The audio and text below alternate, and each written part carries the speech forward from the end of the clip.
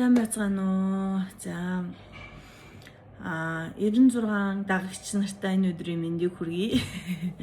Маш их баярлалаа. Ноороо ойрд үнэхээр завгүй байгаа. Би нөгөө мэрэгжил олгох, лайсенс авах сургалтанда сууж байгаа. Би 100% scholarship авсан. Энэ сургалт маань яг албан ёсоор бол 6 сард эхэлнэ. Тэгээ тэрнээс өмнө болохоор би нөгөө маш их нөгөө эмнэлгийн би чи эм зүүж болох ч байгаа байхгүй. Тэгэхээр эмнэлгийн маш олон хэллэгүүдийг орох учраас эмнэлгийн одоо тэр хэллэгүүдээ сурахын тулд хэлний бэлтгэлд явж байгаа сертификаттай. За энэ хэлний бэлтгэл нь болохоор надад ингээд маш олон зүйлсийг зааж өгч байгаа. Одоо хүмүүстэй харилцах conversation болон дүрм тэгэл ер нь бол айгүй worth байгаа. Одоо үн цэнтэй байгаа гэсэн worth гэж үн цэнтэй гэсэн. За бас зарим хүмүүстэй ноорогийн англи хэл хизээ юм сайн байсан, хизээ англи хэл нь сайжирсан гэж бодож байгаа. Та тэгж бодож байгаа бол та 2 жилийн өмнө байсан ороотой харьцуулж гин үү? Эсвэл 5-7 жилийн өмнөх дөнгөж Америкт ирсэн ороотой харьцуулаад ашиг байна. За одоо би яг одоо миний англи хэл бол маш сайн байгаа. Би бүх тестүүд, шалгалтуудаа тэнцээд тэгээд би албан ёсоор ингээд үндсэн scholarship-ийнхаа шалгалтандаа тэнцээд ингээд scholarship авсан байгаа. Миний англи хэл үнэхээр сайжирч байгаа. Мэдээж төгс сураагүй. Англи хэлээ яаж сайжруулсан бэ гэхээр би 2019 онд Америкт ирээд Brigham University-д нөхөртөөгөө хоёулаа 100% scholarship авч ирээд тэгээд 2 жил би сураад Америкт ирээ шалгалт өгөөд би яг хэлний бэлтгэлээс эхэлсэн beginner-ээс эхлээд тэгээд intermediate хүртэл яваад тэгээд intermediate-ээс юу яагаад мэрэгжлийн хичээл рүүгээ орж эхлээд тэгээд би өвдсөн. Төрсний дараах сэтгэл готролд ороод тэгээ үнэхээр үргэлжлүүлж чадхаа байгаад сургуулаасаа ингээд чөлөө авсан, зогсоосон. За тэгсэн ч би хизээж англи хэлээ сурахаа зогсоогоогүй. Би өдөр болгон манай аав надад хэлдэг байсан гэж хэлсэн шүү дээ. Намайг 10 жил дахад англи хэл зааж байхад манай аав надад миний охин өдөрт 5 үг цээжлээдэй гэж хэлдэг байсан. Тэгээ би яа надад тэгж хэлж байгаа надад хэрэггүй шүү дээ гэж бодсон чинь одоо би ингээ Америкт ирсэн байхгүй. Тэгэхээр манай аав намайг харсан гэсэн үг. Америкт ирэхийг мэдэрсэн гэсэн үг. Тэр хүний эцэг их ингээ хүний хүүхдээ багаас нь ингээд өсгөөд ингээ хүмүүжилж байгаа болохоор чамайг ямар сул талтай ямар давуу талтай мэдж байгаа. Тэгэхээр эцэгийнхээ үгийг бас сонсоорой, сонсхон зөвөө гэж би хэлмээр байна. За тэгээд би хизээж англи хэлээ зогсоогоогүй. Би өдөр болгон хүүхдүүдтэй англиар ярьдаг байсан. Тэгээд англи хэлээ яагаад би зогсоогоогүй гэхээр нөгөө миний бие өвдөж эхлээд эмнэлгүүд дээр ингээд цаг авах, эмнэлэгт ингээд очиод үзүүлэхэд ингээд дандаа ингээд нөгөө интерпретер ашиглаад, транслейтер ашиглуулад ингээд явдаг байсан. Тэгсэн чинь зарим транслейт нь айгүй буруу орчуулад байх шиг надад санагдаад ерөөс нь ихтгэл төрөхгүйсэн байхгүй юу. Тийм болохоор би за ерөөсөө л өөрөө сурыг гээд тэгээд эмнэлгүүдээр ингээ явхад эм авж уухын нэтрээгээл бүх юм ингээ өөрөө хийж сурыг гээд манай нөхөр өөрөө ажилтай завгүй ингээд явцдаг байсан. Тэгээ би өөрөө ингээд хүүхдүүдтэй өдөр болгон англиар ярьдаг. Манай хүүхдүүд монголоор ярина. Гэтэ би англиар ярьдаг. Тэгээл дандаа англиар сабтайлтай Netflix дээр кино үзэн дуртай дуугаа сонсоод тэрийг ингээ орчуулдаг.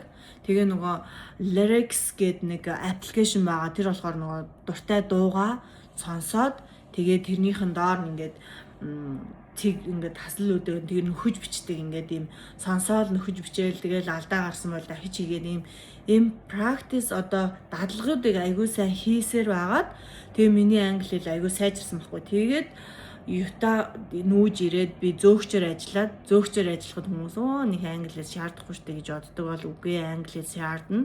Зөөгчөөр ажиллаад миний англи хэл бүр илүү сайжраад тэгээд байжгаад Hilton хотелд өглөөний зөөгчөөр ажилд ороод өглөөний болон хүлээн авалтын зөөгчөөр ажилд ороод тэгээ миний англи хэл бүр маш сайн сайжирсан. Яагаад тэгэхээр нэг ч монгол хүн байхгүй дандаа шар одоо Америк хүмүүстэй ажиллаж байгаа. Тэгээд интернэшнл хүн нэг ч байхгүй дандаа шарууд нь манай супервайзер шар хүн 22 настай охин, тэрний ахлах менежер нь 23 настай бас шар эмэгтэй. Тэгэл тогооч нар бүгд шар ингээд яг ориг энэ англи хэлтэй хүмүүс дунд ингээд ажиллаад ирэнгүүд англи хэлний төвшин маш сайжирд юм элэ.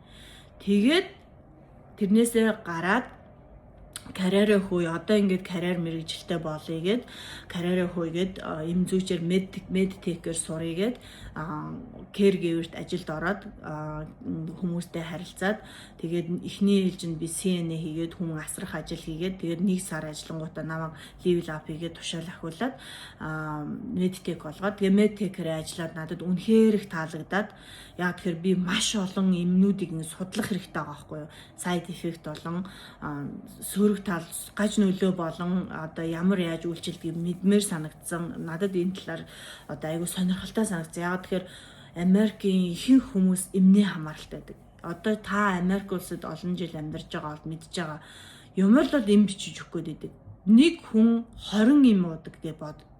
Үнэхээр галзуу аас тээ. Энэ бол үнэн. Тэгэхээр тийм эмнээ хамааралтай болох Монголд бас ингээ болцсон байгаа хүмүүс би маш миний ойрон хүмүүс бас тийм байдаг би мэднэ. Тэгэхээр энэ хүмүүст ингэж сэрэмжлүүлэг үүднээс зөв юм ин олж өгөхийн тулд энэ талаар судлаад суралцаа явж байгаа. Энэ мэрэгжилтэй маш их хайртай. За тийм болохоор англи сурыг их хүсэлтэй хэрвээ та хүсэлтэй байх юм бол би танд ирээд байгаа штэ. Тархинд боломжгүй зүйл гэж юу ч байхгүй. Бүх зүйл боломжтой. Тэгэхээр миний англи хэл ингээд одоо хүмүүстэй ингээд чөлөөтэй ойлголцоод гадаад хүмүүстэй одоо ажлын байран дээр хүмүүстэй ингээд өвчтнүүтэй харьцаад явхад би бол ямар ч асуудалгүй ингээд харьцаа явах төвшний хэмжээнд очичжээ. Өнөөдөр би тэрийг мэдээд өөрөөрөө үнэхээр бахархлаа.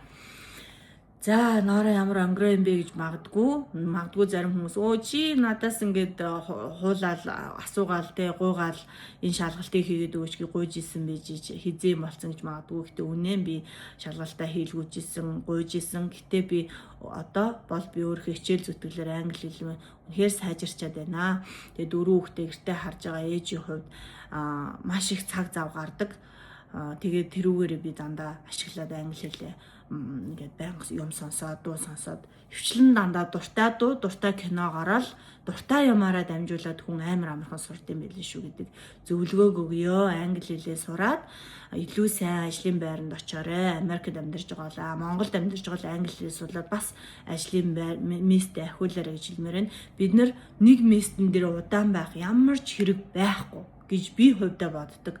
Би ол хувьдаа аль болох тушаал ахаад илүү дээд төвшний тушаалтай хүн албан тушаал дээр ажиллахыг би хүсдэг, амбицтай. Би тийм амбицтай байхыг хүсдэг аахгүй юу. Тэгэхээр таныг ч гэсэндээ тийм хүн байгаас гэж хүсэж байна. Битгий өөрөө тийм биш байж нэг тушаал дээр албан тушаал дээр ингээ олон жил ажиллаж байгаа чинь нэг хүн орж ирээ шинээр орж ирж байгаа хүмүүстэй бити хатархаж хил ам хийгээрээ. Тэр бол таны л асуудал. Та өөрөө өөртөө итгэлгүй шинж. За баяртай өнөөдрийн блог ингээд дуусч байна. Баяртай.